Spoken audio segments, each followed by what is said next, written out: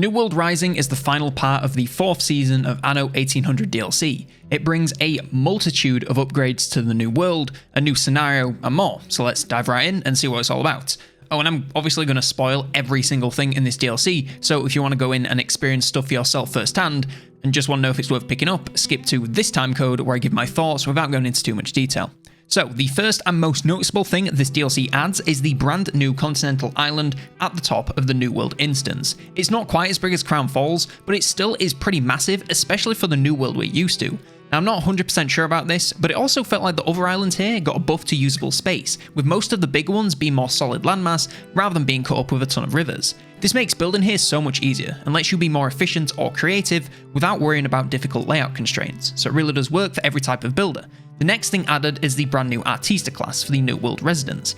These of course have their own massive laundry list of resources they need and want to grow and be happy, including footballs, perfume, and even fans and scooters. These can get insanely complex towards the end, so there's a ton to do to keep you busy well into the late game. They also allow you to bring electricity to the new world, both from the traditional oil method and from a dam superstructure that you can build on the Continental island. When completed, this provides electricity to the entire island for completely free, so it's pretty crazily powerful. This obviously brings massive improvements to your production buildings, and it also brings new boosts to animal farms, which will produce bonus goods when powered, like milk from cattle farms and saltpeter from alpacas. Artistas also need to enjoy beach life to thrive, so you can now build a beach for your population to enjoy, complete with parasols, lifeguard towers, and more. This is great for keeping your people happy, as well as beautifying your coastline. You can add extra modules to it to increase its range, as well as just making it look nicer.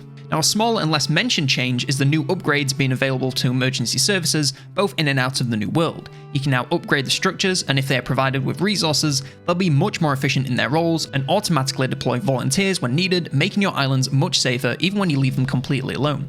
The final superstructure added is the Grand Stadium, which takes a massive amount of time and resources, but when completed allows you to host football seasons for massive rewards the more resources you supply the stadium with. This is pretty similar to the World's Fair, just on a bit of a smaller scale, and of course in the new world. And finally, this DLC also adds the Price and Peddler scenario, following Madame Kahina and an Artista on a journey to save ancient artifacts. Admittedly, I've only dipped my toe into this since Sandbox Anno is much more my thing, but it does seem like a neat little scenario where you have to hardcore focus on trading goods and items to succeed. If you're trying to learn how to master trade routes to make the most money, this will be a great way to learn in a more controlled environment. Now for the actual review section of the video. The content here is pretty deep and can give you a ton to do, as new class of people always do. Their desired resources give you a ton of production chains to optimize to peak efficiency, and getting some of those late game resources set up can take you a very long time with a lot of cross-island and cross-instance trading needed to keep everything running smoothly.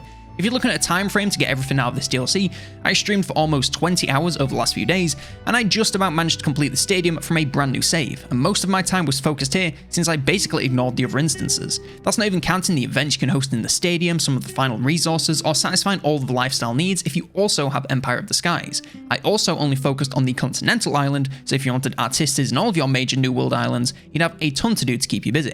Speaking of the big island, it is a treat to build on, and the change to the New World islands overall since I last played is amazing. All the large blocks of space made building everything whilst keeping things tidy a breeze, and I had a ton of room to spare with nearly every resource being created on island. That being said, if you've played Anno before, you know that at some point you hit a wall and it feels like it's getting way too complicated. I definitely felt that here with some of the Artista needs, since the chains were so long and I needed so many workers that it felt like I'd never master it. The bright side of this is that once I got to the end and I built the dam, all of my production skyrocketed, and I didn't really need to build another production building for the rest of the game if I wanted. It's a really great way to reward the massive amount of work you just put into building up the island.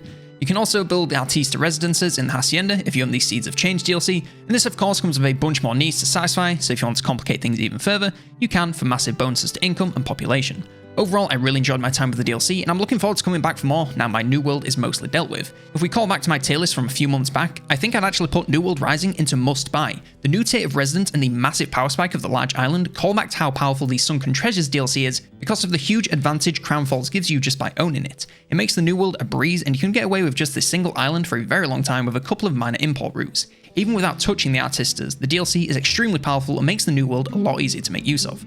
That's all for this very short review of the New World Rising DLC for Anno 1800. Let me know your thoughts of the DLC if you played it in the comments, or if you want to know any more, I'll be happy to answer any questions. Leave a like if you enjoyed this video and or find it useful, and subscribe to see more. We're aiming to hit 50k by the end of the year, so I would appreciate the assistance. If you're feeling especially big penis and want to support the channel directly, you can do so by becoming a member on YouTube, Patreon on Patreon, or a subscriber on Twitch. Doing so gets you early insights into future content, increased voting power, discounts on merch, as well as shoutouts at the end of videos like Henry took for his support at the Officers tier. Thank you to all supporters. One last thank you for watching, and for now, I've been Colonel Damneders, and I will see you next turn.